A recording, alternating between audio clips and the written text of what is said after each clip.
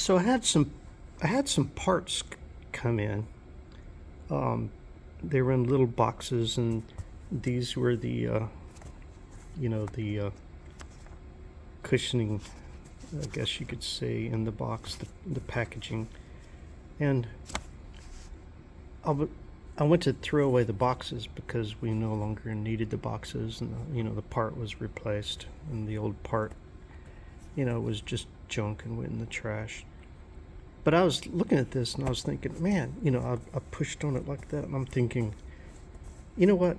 In that old pickup truck of mine, I've got on the edge of the seat where you get in and out, it's been worn down really, really bad. And in there is like some old cushioning stuff. Some of it's real old, and then other parts is something similar to this that was put in there. And I was thinking, you know what? This right here will probably work perfect. This seems to be a little more. This is softer, and this is more rigid, but still soft. But I'm thinking between these two, I might actually be able to correct a problem on my seat in my old Chevy pickup truck. So I'd be able to. Well, number one, I got to take that seat cover off.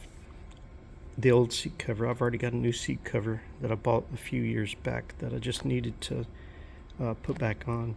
But a little bit of wire work on the basically, I call it the springs, the frame springs, whatever, of the part that you sit on in the seat, and then kind of put some of this on it, and then put that cover back on. That may solve that problem. The things you can think of when you're at work and you see stuff. Let me know what you think. Think this will work? You got experience fixing, the bench seats in the old pickup trucks where they just wear out? Let me know let me know. Talk to you later, alligators.